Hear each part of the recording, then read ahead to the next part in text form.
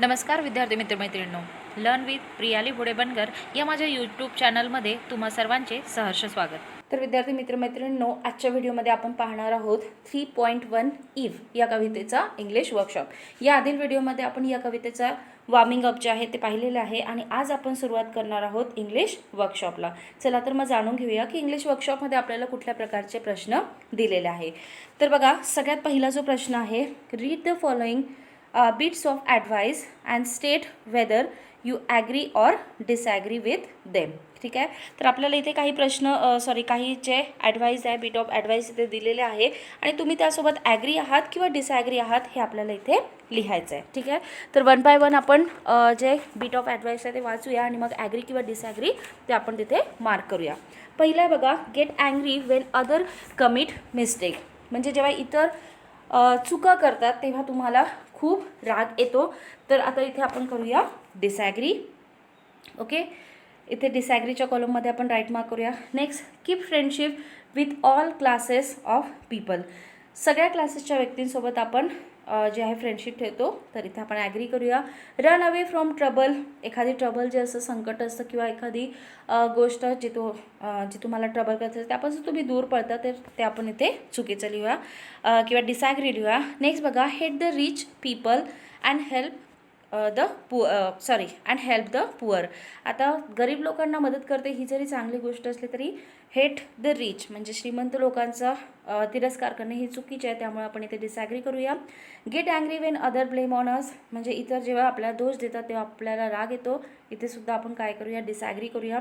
Next, reconstruct something we have build with carve even if it has been broken by other. म्हणजे जर इतरांनी तुमची कुठली गोष्ट जी तुम्ही खूप मेहनतीने बनवली ती तोडली तर ते तुम्ही रिबिल्ड करता, तर इथे आपण ॲग्री करूया.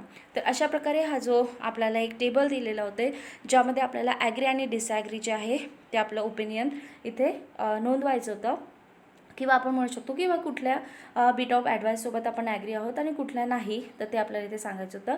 तर हा जो प्रश्न आहे तो आपला पूर्ण झालेला आहे. आपण वळूया आता पुढल्या प्रश्नाकडे.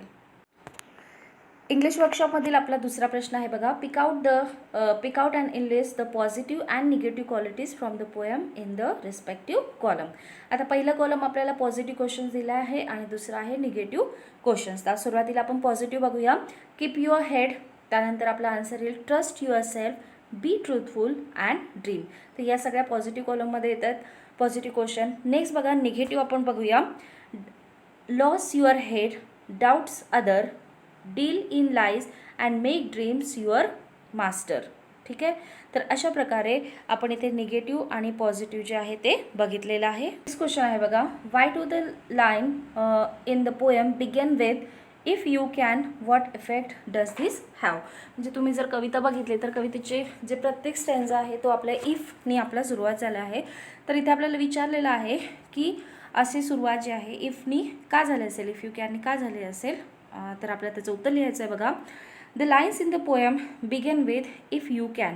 कवितेच्या ओळी ज्या आहेत त्या इफ यू कॅननी सुरुवात झालेल्या आहे. टू लिस्ट द कंडिशन व्यक्त करण्यासाठी किंवा कंडिशन सांगण्यासाठी.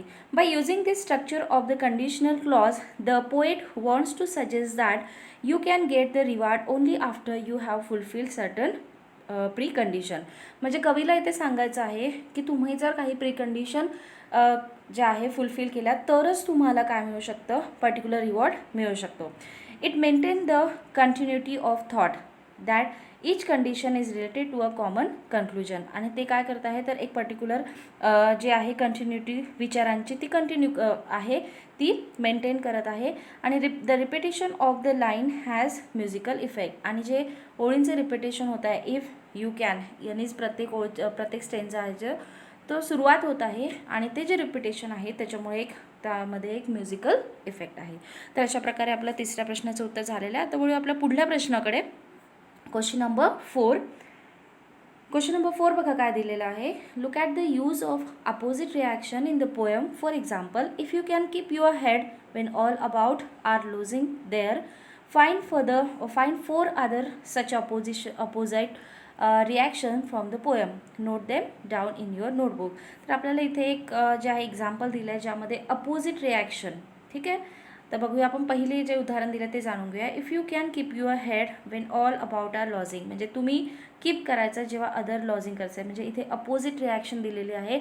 अशाच प्रकारचे काही उदाहरणे जे आहे आपल्याला कवितेत दिलेली ते आपल्याला इथे लिहायचे आहे. बघा, if you can trust yourself when all man doubt you, म्हणजे trust and doubt opposite reaction. Next, if you can wait and not being tired of waiting, wait आणि टायर्ड ऑफ वेटिंग. नेक्स्ट बघा, or being hated don't give way to hating, being hated and don't give way to hating. And the last one, if you can dream and not make dream your master. Okay, तर not make dream your master.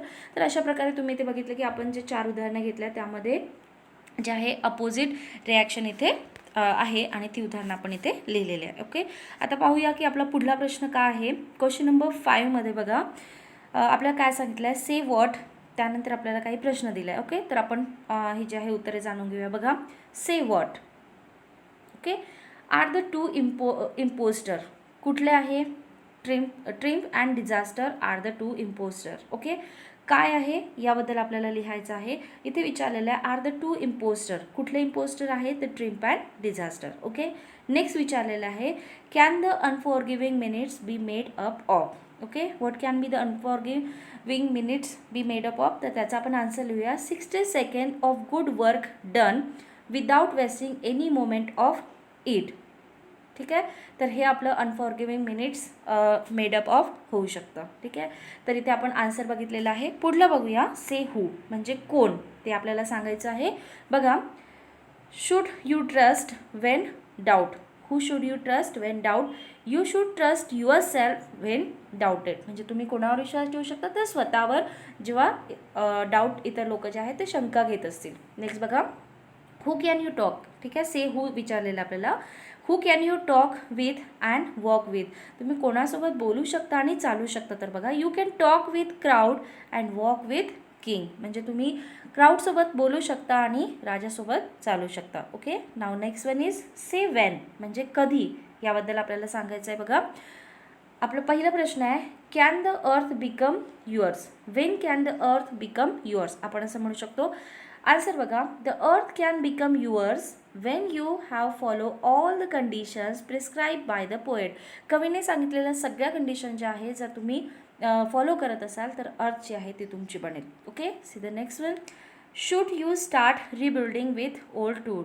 Wien you should start rebuilding with old tools. बघा, you should start rebuilding with all tools when we watch thing create it by us being broken up. म्हणजे आपण तयार केलेल्या वस्तू जर तुटल्या असतील किंवा मोडल्या गेलेल्या असतील तर आपण काय करू शकतो, रिबिल्डिंग जे आहे ते सुरू करू शकतो. Okay, see the last one,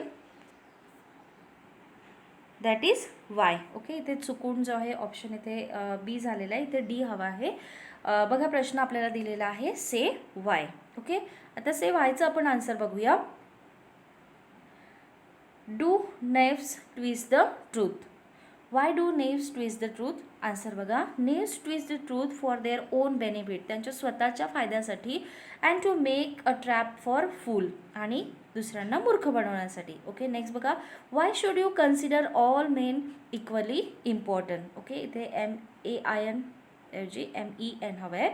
तर बघा answer, you should consider all men equally important neither force nor friend can hurt you.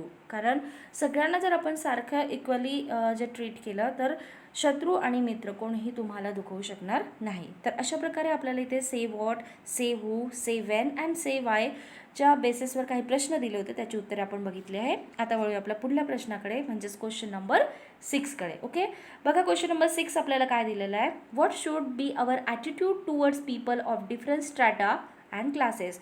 वेगवेगळे जे स्ट्रॅटा अँड क्लासेसला बिलॉंग करणाऱ्या लोकांविषयी आपला ॲटिट्यूड काय असायला हवा. आन्सर बघा, according to the poet we should treat people of different strata and classes equally. आपण सगळ्यांना सारखी वागणूक दिली पाहिजे.